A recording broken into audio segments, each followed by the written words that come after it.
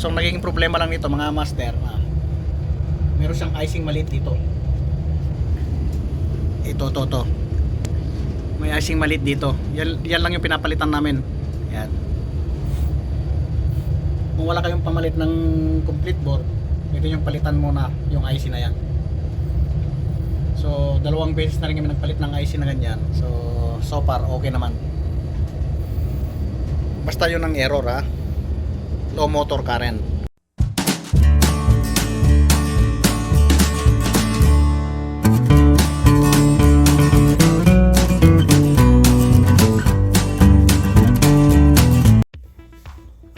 Okay mga master, so ngayon naman mag troubleshoot tayo ng chiller.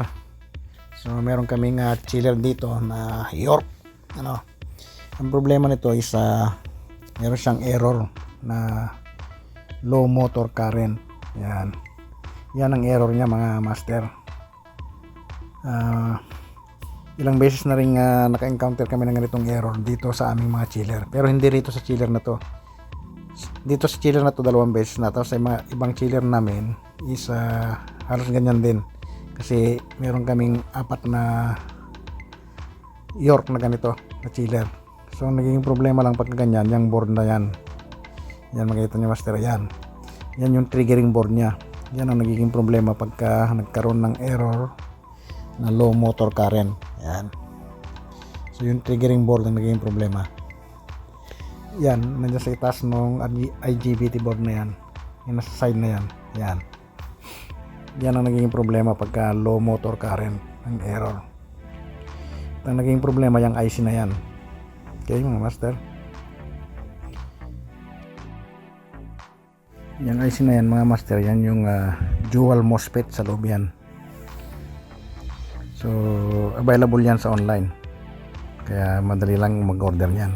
Okay,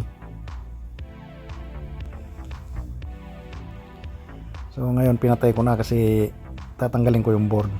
Yan. Pero pagka naka-encounter nga kayo ng problema na low motor current, huwag na kayo magdalawang isip ng problema, yung triggering board, doon na kayo mag-concentrate. Kasi sa logic board, yan, ito ang logic board niya. So pagka ang logic board ang problema, ibang message ang lalabas. Pero hindi pa nagka-problema sa amin yan logic board. Ang mostly na naging problema lang, yan nga, yung triggering board na yan. Sa company kasi sobrang mahal niyan, kaya naisip namin na mag-request o mag-order sa online ng IC, at trinay nga namin palitan yung ibang board na nasira namin. So far okay naman, umandar naman siya.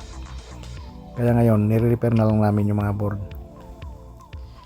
Yan naman ang madalas nagiging problema ng chiller na to pagka hindi na umandar yung compressor niya, ayaw umandar, at yun na nga yun ang nagiging error niya, low motor current. Yan ang problema niyan, triggering board. So sinatdown ko na siya kasi babaklasin ko yung board niya, papalitan ko yung IC. Okay, so ganun lang mga master. Thank you for watching.